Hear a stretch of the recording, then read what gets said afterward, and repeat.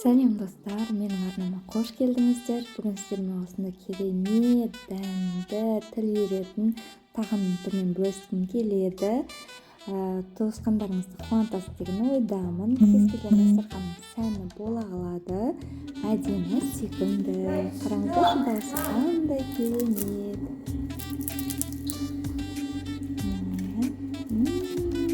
Өте күшті болып піседі. Маған қатты ұнады. Ал ендеше бастайық. Ең алдымен біз қамырын дайындаймыз. Ол үшін бізге керегі ұн, су, тұз және бір дана жұмыртқа.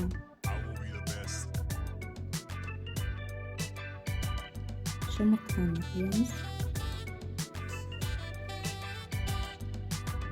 Тұз салып жақсылап араластырамыз.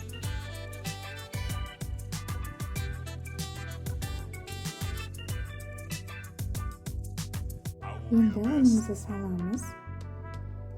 Кейін орташа жұмсақ қылып қамыр илейміз.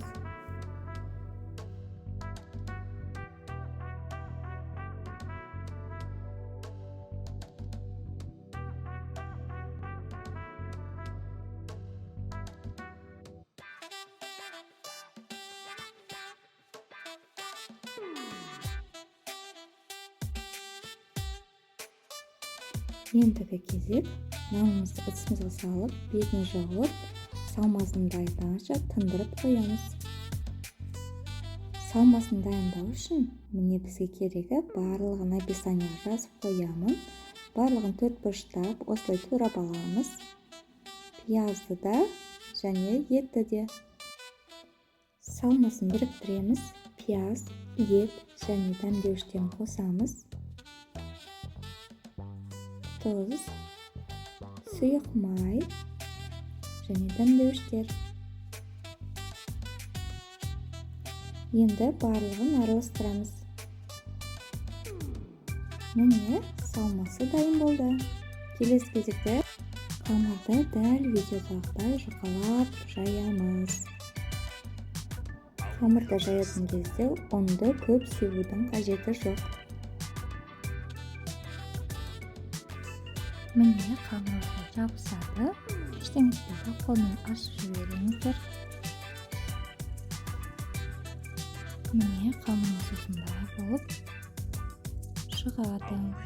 Кейін сары майымызды осылай құяп, барлық көлемі бойынша жақсылап жұқалап жағып шығамыз.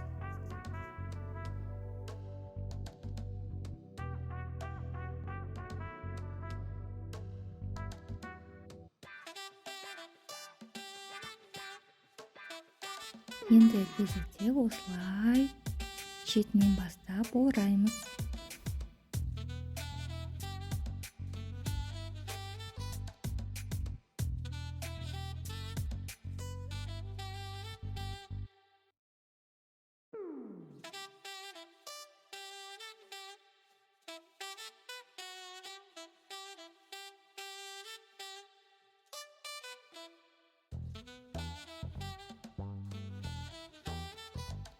Осылай орап аламыз.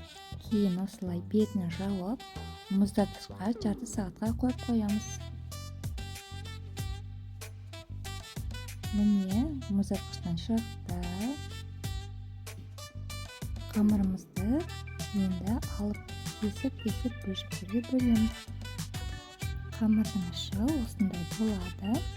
Қолымызбен осылай басып, дөңгелектеп аламыз.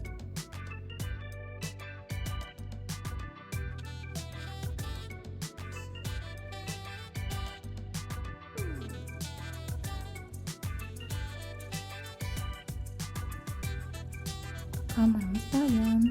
Енді кезекте оны сопақша қылып жаямыз. Ұн себудің қажеті жоқ.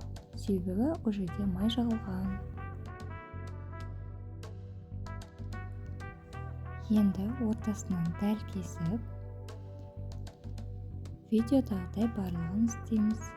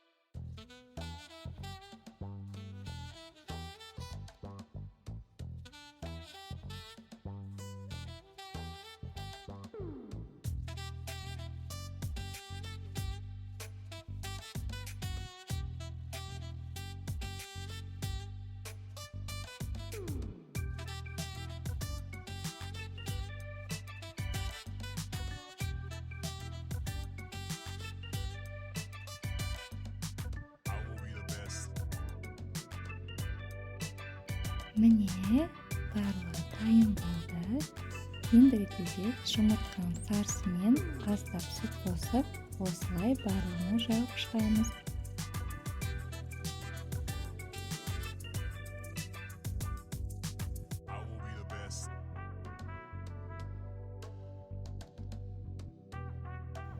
Қалыңызса бетіне күнжіт сеуіп шықсаңыз болады.